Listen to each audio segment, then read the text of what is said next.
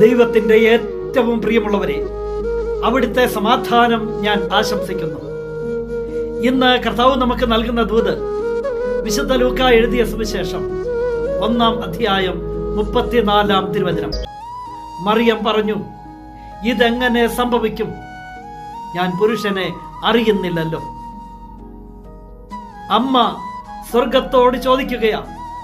ഈ വലിയ കാര്യങ്ങളെല്ലാം കേട്ടുകഴിഞ്ഞപ്പോ അമ്മ ചോദിക്കുകയാ, ഇതെങ്ങനെ സംഭവിക്കും?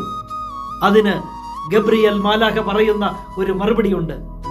പരിശുദ്ധാത്മാവ് നിന്റെ മേൽ വരും, അത്യുന്നതന്റെ ശക്തി നിന്റെ മേൽ ആവസിക്കും. ജനിക്കാൻ പോകുന്ന ശിശു പരിശുദ്ധൻ, ദൈവപുത്രൻ എന്ന് വിളിക്കപ്പെടും.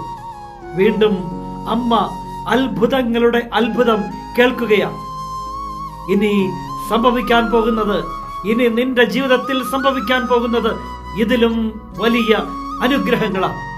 നീ ദൈവപുത്രന്റെ അമ്മയായി മാറാൻ പോവുകയാണ്.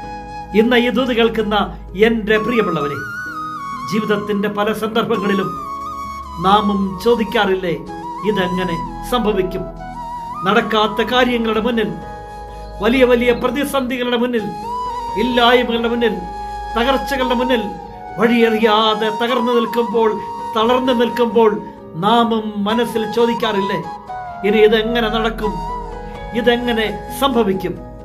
അതെ, പരിശുദ്ധ മാതാവ് നമുക്ക് വേണ്ടി സ്വർഗത്തോട് തന്നെ ചോദിച്ചതാണ് ഈ ചോദ്യം. ഇത് എങ്ങനെ സംഭവിക്കും? ഞാൻ ഇതൊന്നും അറിയുന്നില്ല. ഞാൻ സാധാരണക്കാരനായ ഒരു വ്യക്തി.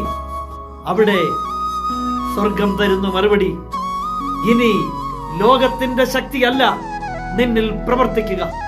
ലോകത്തിന്റെ ശക്തിക്ക് പരിമിതികളുണ്ട്. പരിശുദ്ധാത്മാവ് നിന്റെ മേൽ വരും. അത്യുന്നതന്റെ ശക്തി നിന്റെ മേൽ ആവസിക്കാൻ പോവുകയാണ്. ഇനി നടക്കാൻ പോകുന്ന കാര്യങ്ങൾ അത്ഭുതങ്ങളുടെ അത്ഭുതമാണ്.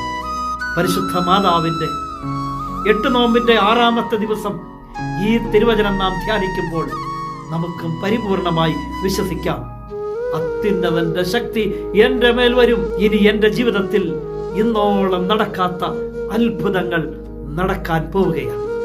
നിന്റെ ദൈവം നിന്നെ സമൃദ്ധിയായി അനുഗ്രഹിക്കട്ടെ.